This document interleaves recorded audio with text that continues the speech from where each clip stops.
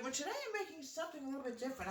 I may have made this a long time ago, I'm not sure. I'm making baked pork chops over potatoes and onions. It's going to bake for a good hour. And it sounds really appealing, so I'm going to make it. What you have to do is make sure you peel the potatoes. You want this peeled. And this is going to actually go underneath the pork chop. It sounds really good. The thing is, we're going to cut up the potatoes and we're going to stick it into a baking pan. Okay? It's only going to feed me and my husband, okay? It's a fantastic meal. I saw it, and I made it many years ago. You know, I can cook almost just about everything. So, I'm going to season the potatoes with lots of salt, lots of garlic powder. Get one more thing. I want to also try to get some pepper. If we have any of that, because there's such a shortage on everything that we don't know what's. Here it is. We do have pepper. I was really concerned we did not have pepper because of the shortage. Okay. I'm going to season this up. Look at this is going to be so wonderful. Now we're going to cut up an onion. My daughter says I never made this before. I probably didn't. I made some of the other things. I probably did not make this. I'm adding an onion in. Some people say don't add onions, but I think an onion will give a really good flavor. Then we're going to go to the next step in 1 minute.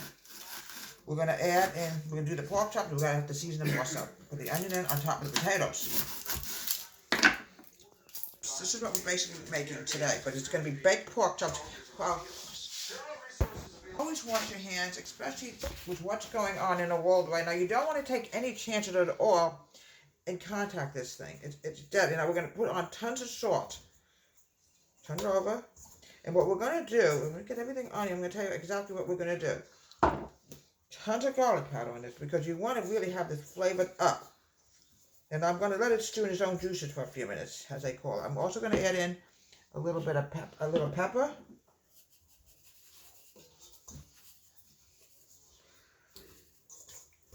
It's called stewing in its own juices. It's just a name I always call. Oh, let me just get this off. I don't want to touch it with my pork choppy hands. Ugh. Okay, a little bit of oregano. And what I want to do is, I also want to pour some water into the potatoes. I might have to need a little bit more water. We'll see what happens. We'll be back in about 10 minutes, and then we'll put it up there. We'll bake it for 1 hour. More water, and now I'm going to season it a little bit more, folks, because this has got to be really seasoned. Without the seasoning, this is not going to taste good. I just want to wash off this fork. I'm very funny, folks. With what's going on in the world, we're a little bit more, you know, we're not taking any chances, any of us. Okay, we're going to put this on top of the potatoes. And this is going to take, folks, a good hour to bake. Because you want to make sure you don't see a drop of pink inside of this. There we go. Oh, this looks so delicious. Well, it's raw. Unfortunately, it's raw. Here, we're going to put a little bit more seasoning on top of it. Oh, this is going to be so good, folks. I really cannot wait to have this, folks. All right, we're going to pop this in the oven, bake this, and about halfway through, we have to turn it over about a half an hour to turn it up to make sure the other side is done.